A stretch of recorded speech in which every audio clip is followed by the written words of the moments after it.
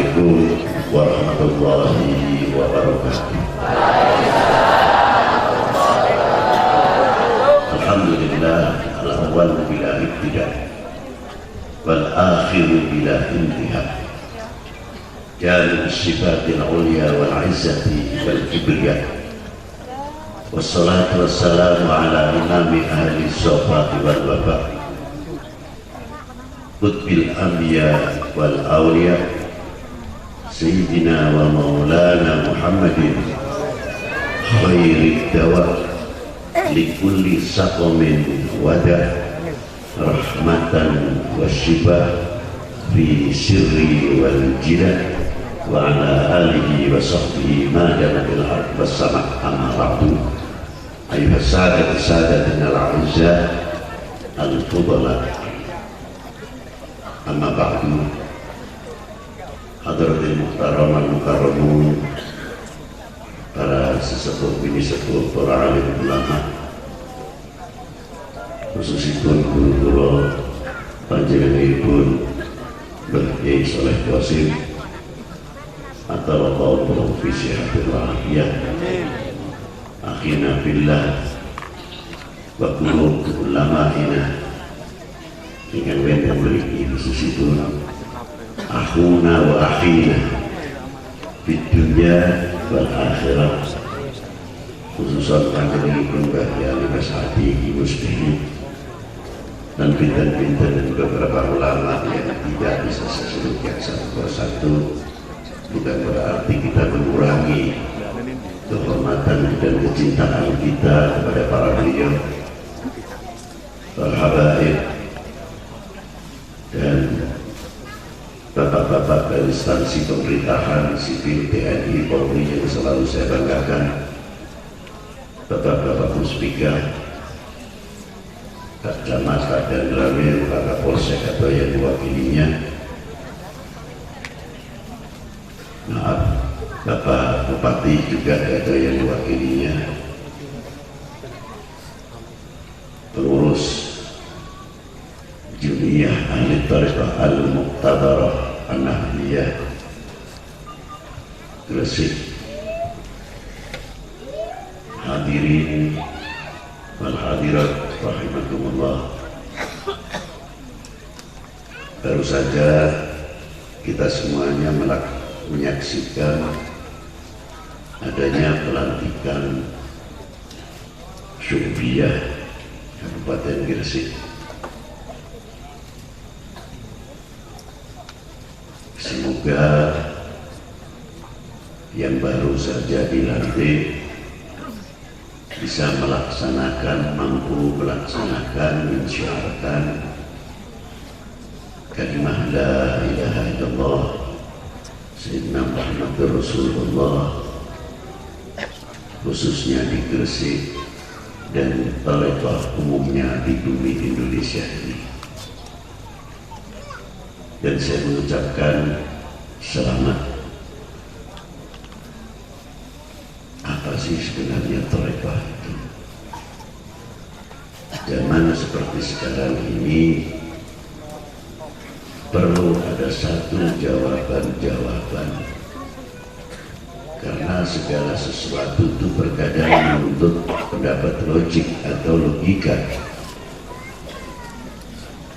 terutama untuk generasi muda kita ke depan ini,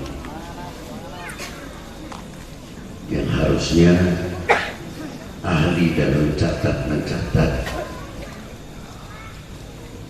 sehingga mempunyai referensi yang lebih cukup dan akurat. Tanggung jawab umumnya untuk Nahdlatul Ulama dan khususnya untuk ahli tariqah dalam menyongsong ke depan al-mustaqbal itu tantangan sangat luar biasa. Jelas yang akan bisa atau mampu menjawab tantangan-tantangan di pundak, tantangan bangsa, tantangan umat pada zaman ini dan al-mustaqbal itu tertumpu di pundak kalian, bukan di pundak orang lain. di pundak kalian al-muslimun, di pundak kalian selaku bangsa Indonesia. Kita melihat perkembangan yang sangat luar biasa dalam bidang teknologi, dalam perkembangan budaya yang cukup berpengaruh, dalam bidang ekonomi. Tidak cukup dalam dunia ekonomi, sampai dunia pertanian.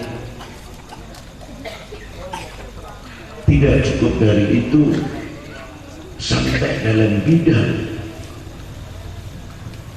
antariksa, astronomi atau antariksa itu sendiri, menemukan bagaimana adanya komunikasi jarak jauh yang tadinya telepon itu bisa diangkat, bisa kita terima, sekarang kita sudah bisa berhadapan, yang bisa diajak bicara.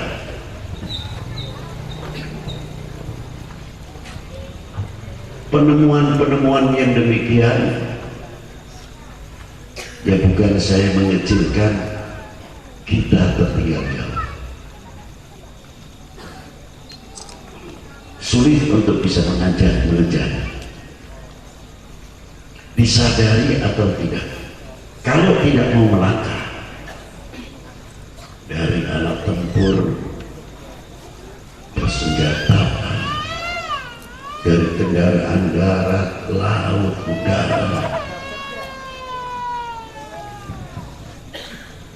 belum yang lain, alat-alat transportasi yang umum sifatnya,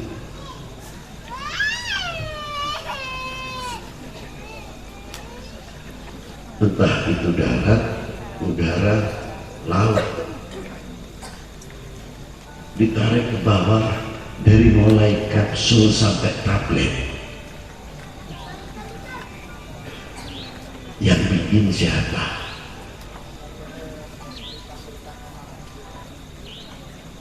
Belum alat-alat kedokteran, dari alat bedah yang paling ringan sampai ke dunia pertanian, menggunakan stek untuk mempersingkat waktu yang ukurannya tumbuhnya lama dan lain sebagainya. Belum pengaruh budaya yang lain. Kalau tumbuh-tumbuhan semuanya mempunyai vaksinasi, manusia pun harus mempunyai antibodi. Selain antibodi, vaksinasi, antibiotik, benteng-benteng, itu tumbuh-tumbuhan. Manusia pun untuk membentengi daripada hal-hal yang negatif yang akan mempengaruhi, sehingga tidak menggoyahkan iman yang ada di qulubina wa fi qulubikum. Ini pengaruh ilmu pengetahuan dengan pengaruh teknologi IT ini luar biasa. Tapi bukan berarti kita menolak itu ilmu. Tapi kalau sudah mengena kita budaya, kalau kita tidak dibentengi yang kuat, justru kita akan menjadi umat yang setback, mundur, bukan maju. Itulah. Apakah tarekat tidak berkaitan dengan ilmu pengetahuan? Sangat berkaitan.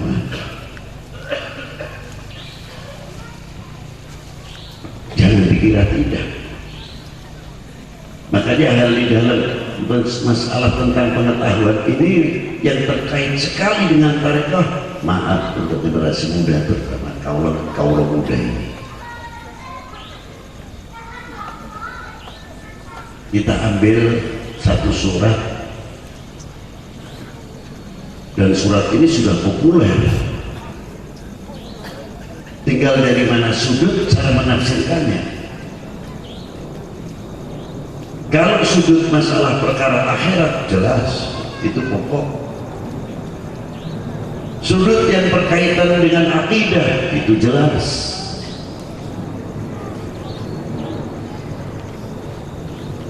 Tapi yang terkait dengan sesama kita yang penting sekali dalam dunia ilmu pengetahuan, terutama dalam dunia medis,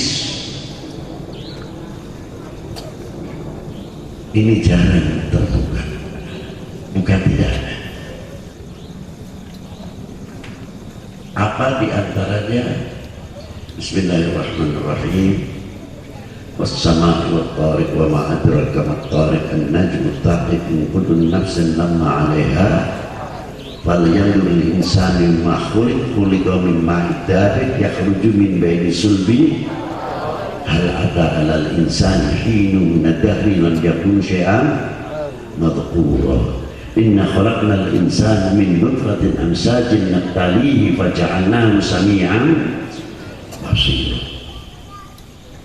Yang satu posisi ayat atas menerangkan ilmu astronomi antariksa, yang ke bawah menerangkan ilmu anatomi manusia. Apa kaitannya anatomi manusia dengan antariksa itu sendiri? Loh, jadi kira maaf ya, wong ahli tarekat berapa pengetahuan, bukan wong ahli tarekat pintarnya kok tasbih aja. Oh kan, sangat luas. Tarekat ya Allah, tarekat bisa dikir, kurang masuk kalau. Inilah apa kaitannya? Ternyata sangat berat sekali. Di antaranya saya ambil beberapa saja. Di dalam wasana, di dalam at-tariq, selain ilmu ad-diniyah, tapi terkait dengan ad-diniyah, apa di antaranya berapa planet, berapa bintang, berapa dan sebagainya. Kita gandeng dengan satu ayat. Bismillahirrahmanirrahim. Kalau perintah selain sholat turun, haji, zakat, puasa, ayatnya diturunkan. Tapi kalau sholat mengapa jangan? Dan anehnya ayat yang lain boleh dikatakan awalnya tidak diawali subhana, tapi di dalam surat Bani Israel diawali dengan subhanalladzi asra bi 'abdihi lailan minal masjidil haram ilal masjidil aqsa. Hebat. Karena apa? Ini tanggung jawab mutlak Allah Subhanahu wa ta'ala. Akal sementara ditaruh. Dari mulai langit pertama sampai ke matahari, bulan dan lain sebagainya, panasnya dari mulai yang terdekat matahari itu panasnya kayak apa? Sebelum jauh ke matahari ada suatu hawa yang disebut ionosfer. Itu benda apapun yang lewat ke sana meleleh. Tidak ada yang mampu, hancur kalau lewat. Udara itu panas yang tidak bisa diukur berapa derajat Celcius. Inilah. Lalu kita melihat apa hubungannya matahari dengan air laut, perlunya sinar-sinar dan lain selain sinar yang lain seperti ultraviolet.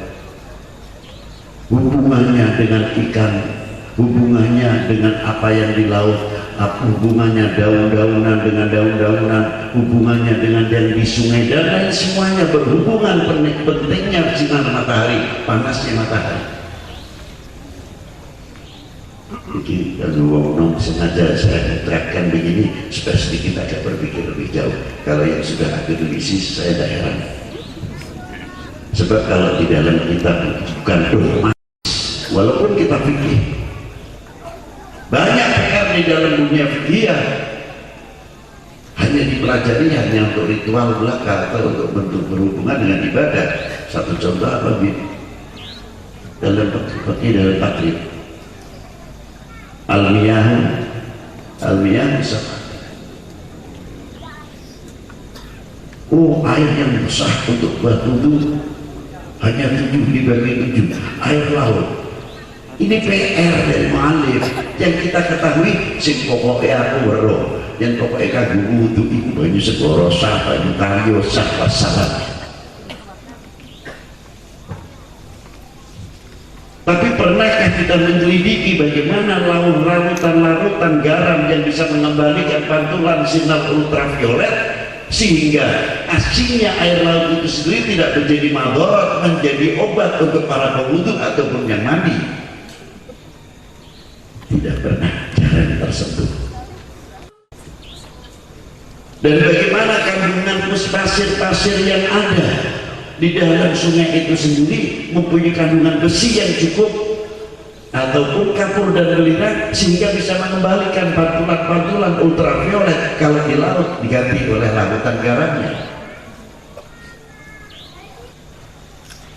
Kita bisa silang mengawinkan mana air yang kandungan belerangnya cukup tinggi, kapurnya yang cukup tinggi, besinya yang cukup tinggi antara sungai dengan sungai. Sungai ini masalah besinya cukup kuat, sungai yang satu kapurnya cukup kuat, ambil 40%, 60%. Ini tahu di daerah perkebunan yang kapurnya terlalu banyak, kita kasih air yang kandungan besinya cukup, insya Allah pertumbuhan dunia buah-buahan istimewa. Tidak usah repot-repot kalau mau masalah pupuk dan sebagainya, asal mau. Itu satu contoh. Jangan dikira daun-daunan itu juga tidak berhasil, sangat luar biasa. Yang merekam mempunyai kandungan debu ini para bapak, para adik-adikku. Mengapa? Kalau digigit anjing ataupun dijilat yang mengolahkan pakai debu, itu peraturan biasa ngomong orang itu sopo ya, peraturan jelas. Subhanallah, debu yang ada, bukan debu di pesawat, tayamum di pesawat, bukan itu. Maaf, debu min turab itu mempunyai kandungan penisilin murni 100% yang sudah dinetralisirkan, sehingga penyakit rabies apapun itu kalau belum disertu dulu jensio kalau bolak-balik letus terus sini sembuh, kambuh lagi sini, kambuh lagi. Karena apa?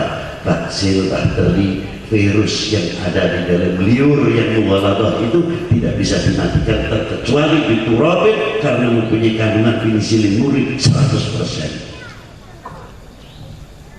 Tulis itu, jangan pendengar setia saja. Dan hubungannya dengan manusia.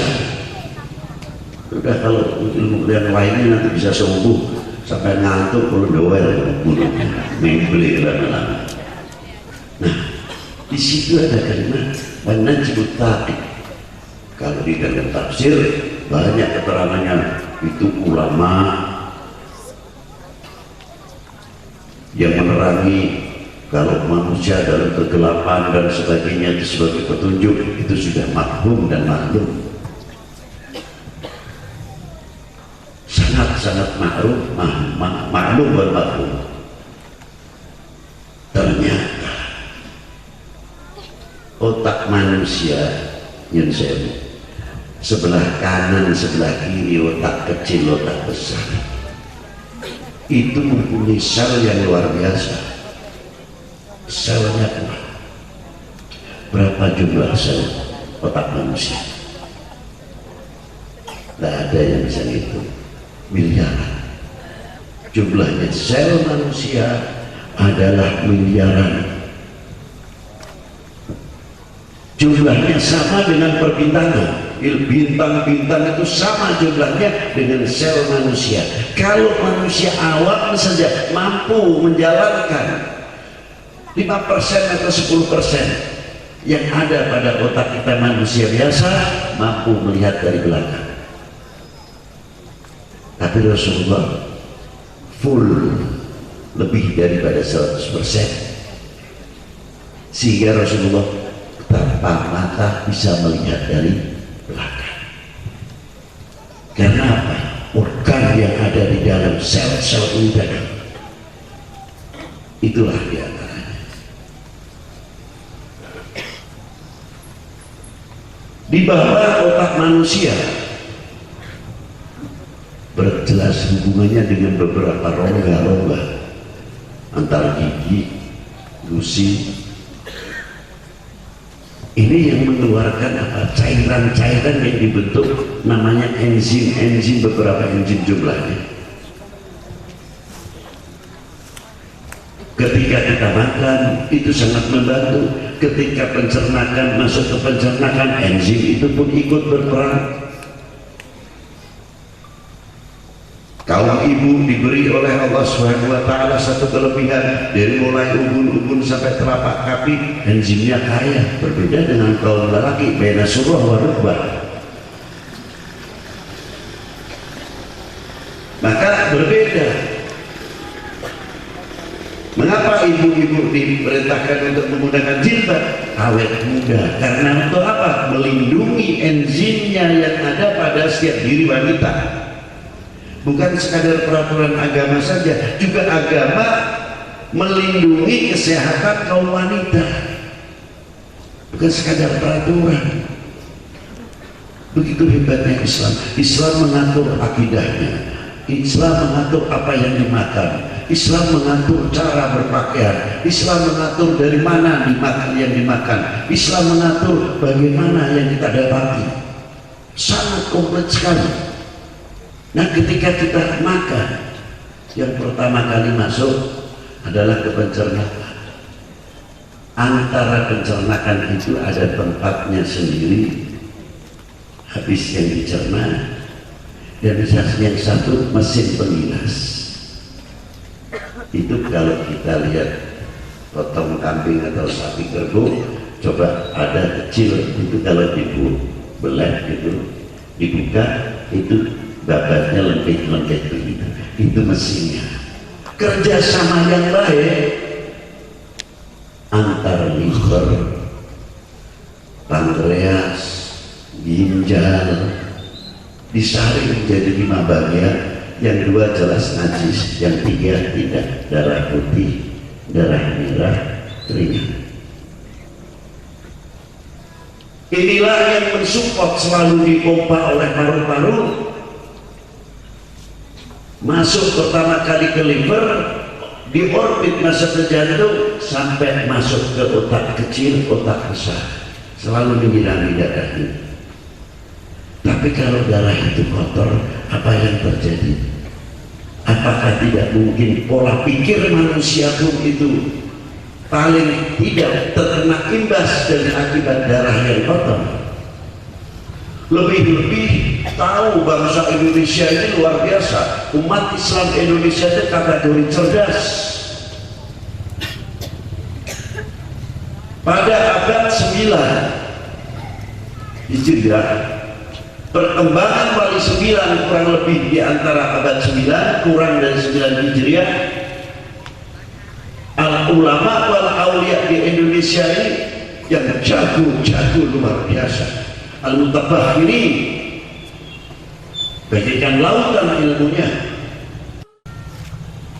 ahli strategi, ahli ekonomi atau orang-orang ekonom, ahli pertanian, dan mempunyai manajemen yang sangat rapi sekali.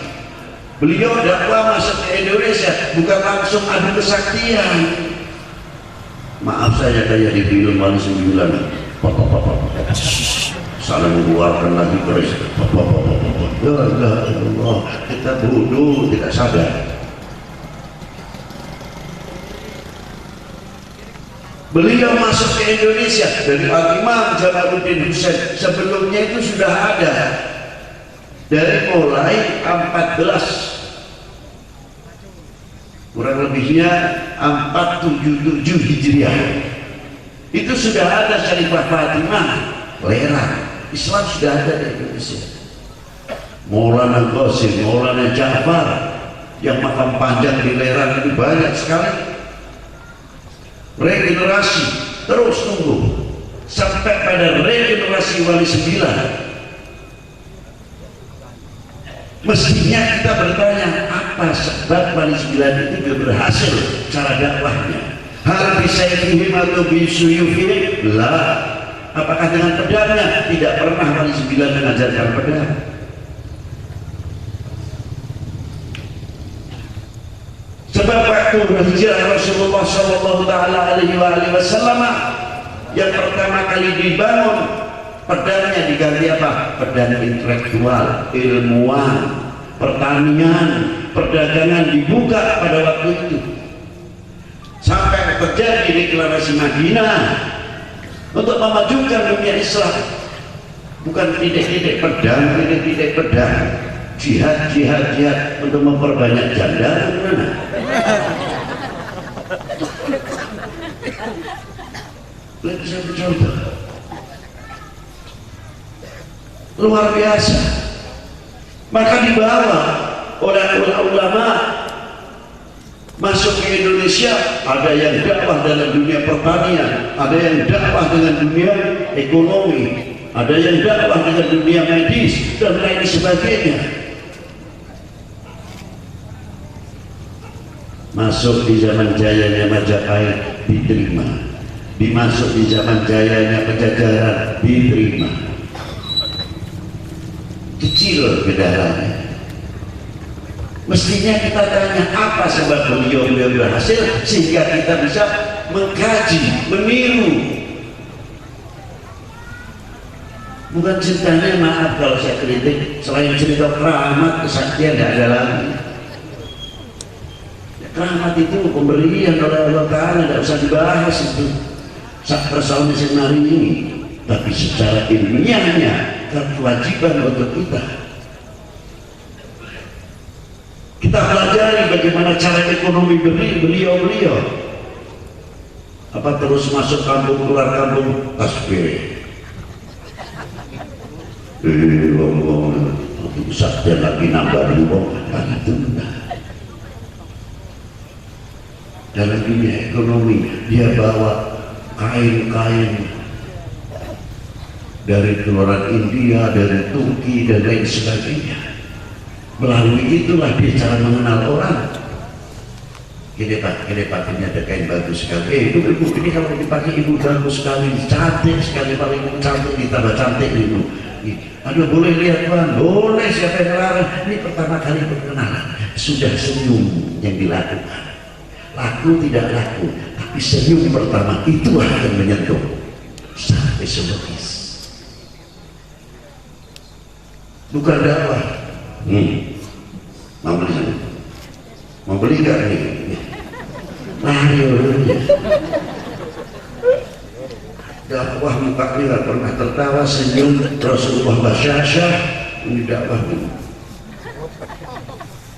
Salam tidak mau disalamin, kayak benar sendiri, kayak Islam punya dia.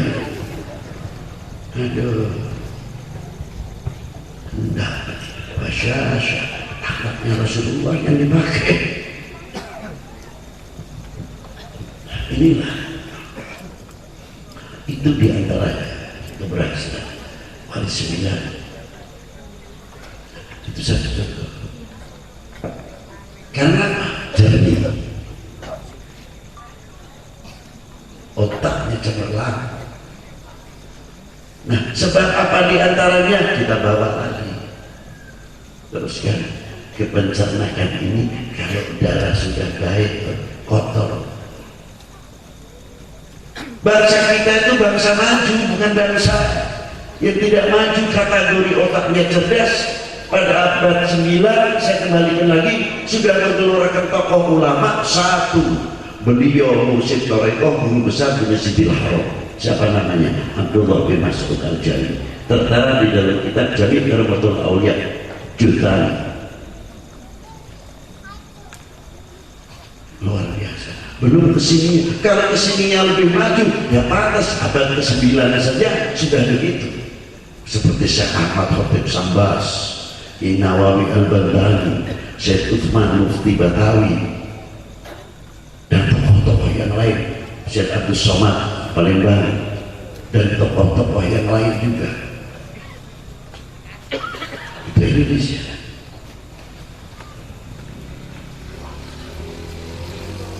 Indonesia sangat potensi dan strategis. Perawan cantik lagi itu Indonesia. Sincernya ngelamar banyak. Oknum-oknum itu. Bagaimana supaya pemuda atau generasi muda Indonesia tidak bisa maju? Saya tidak berbicara halal haram tentang masalah narkoba. Sudah jelas haram, itu kita bahas masalah keharamannya. Tujuannya apa dahulu? Untuk mematikan otak generasi pemuda ke depan sehingga tidak bisa menjawab tantangan bangsa dan tidak bisa menjawab tantangan umat. Itu tujuan pokok. Akhirnya Indonesia tidak bisa membangun karena regenerasi yang kita harapkan lemah pola pikirannya. Karena sudah teracuni oleh itu tadi. Itu bahayanya. Sepele lihat. Ma'asyiral muslimin rahimakumullah. Ini pentingnya di sini. Ini kalau sudah dikelola kembali kepada pentingnya Al-Ma'idah. Islam mengatur bagaimana cara membersihkan bejana yang selalu setiap hari, setiap minggu, setiap bulan tidak pernah kita cuci. Kalau bejana yang di luar, ojo, riuk, kita cuci. Tapi bejana yang dalam perut kita, Al-Ma'idah, kita dipercernakan, kapan kita mencucinya? Kapan kita mencucinya? Disinilah al-Islam mengatur Ramadan. Bismillahirrahmanirrahim. Alhamdulillah. Allah semakin ila al-qa'imi bi huquqillah al-Ramadan ila farajullah. Allahumma khallana wa nura wa takun lana wa ni'min farajan wa farahan wa surura.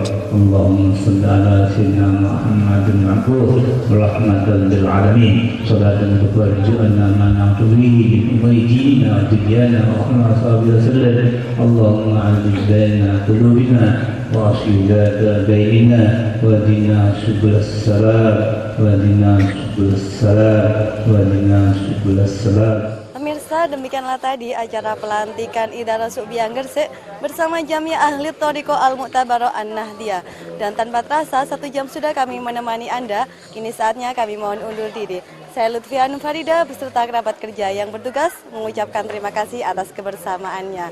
Dan jangan lupa saksikan terus Kiswah Event hanya di TV 9 Santun Menyejukkan. Allahul muwaffiq ila aqwamit thoriq. Wassalamualaikum warahmatullahi wabarakatuh.